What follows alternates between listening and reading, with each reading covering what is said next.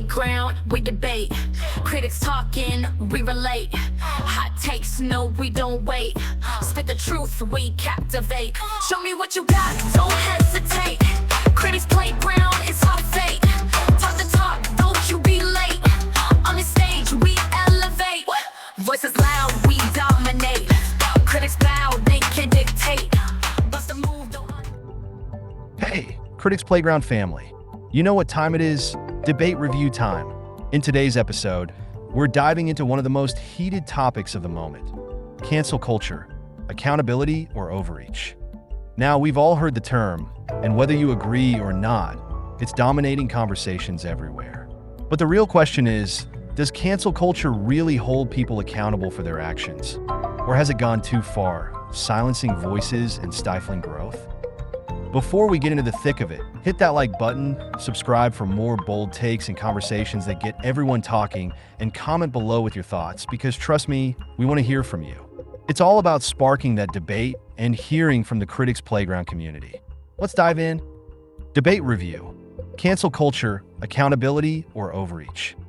All right, let's break this down. Cancel culture is a term that has evolved over time, but at its core, it's about holding people, whether public figures, corporations, or even regular individuals, responsible for their words and actions.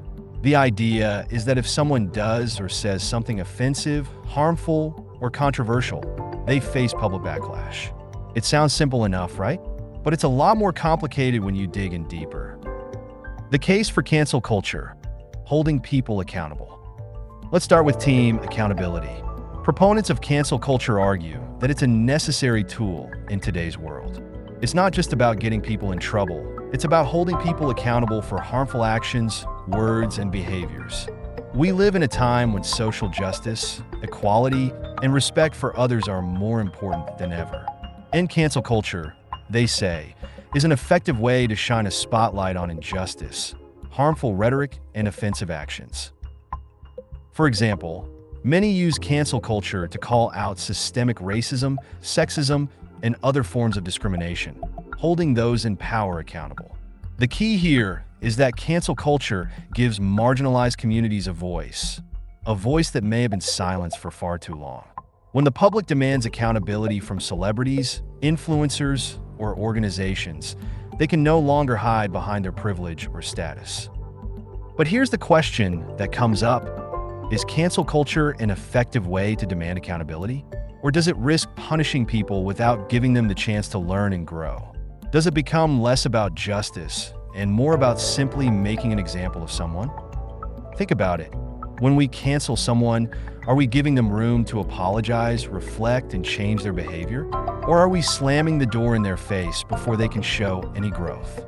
Is cancel culture really holding people accountable? Or is it just about sending a message? What do you think? Does cancel culture create real change? Or does it just target individuals without allowing them a chance for redemption? Drop your thoughts in the comments. We're dying to hear your perspective.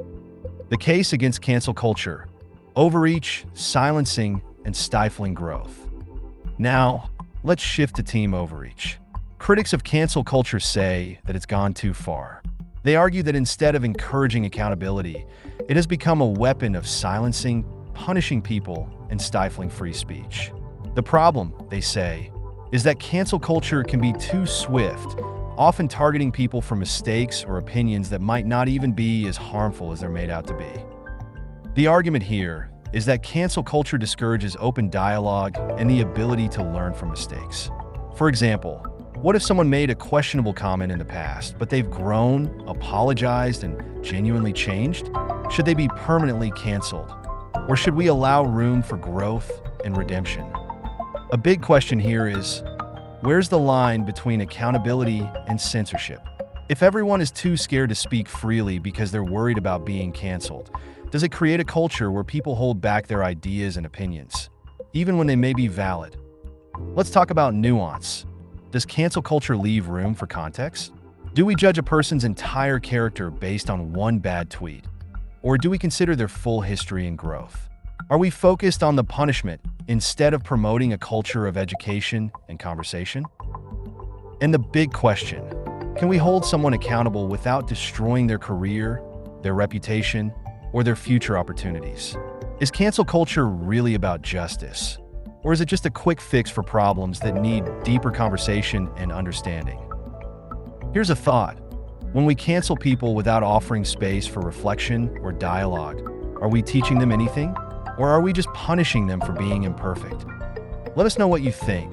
Can cancel culture help people grow, or does it block the potential for learning and redemption? The middle ground, holding people accountable, not destroying them. Now, what if the solution isn't just cancel culture versus free speech? Maybe it's about finding a middle ground, accountability without the overreach.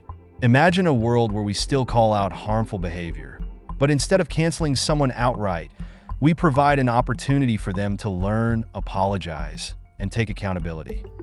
Here's where we ask you, can we have the best of both worlds? Is it possible to hold people accountable while also allowing them the space to grow and redeem themselves? What do you think? Is there a way to call out wrongdoings without creating a toxic environment where no one feels safe to speak or make mistakes? We want to know, how can we achieve a culture of accountability that promotes growth rather than fear? Conclusion: what's the verdict on cancel culture? So, where do we stand? Is cancel culture a necessary tool for justice? Or has it become an overreaction that stifles important conversations? Or maybe it's somewhere in between, a tool that can empower the voiceless, but also needs to be used carefully with room for growth and change. We want to hear from you. Critics Playground is all about hearing your voice. Do you think cancel culture holds people accountable, or is it just going too far? And where should we draw the line between accountability and free speech? Call to action. Hit that like button if you're ready to continue the conversation. Subscribe to join the Critics Playground family, and don't forget to comment below with your thoughts. Let's get this debate going.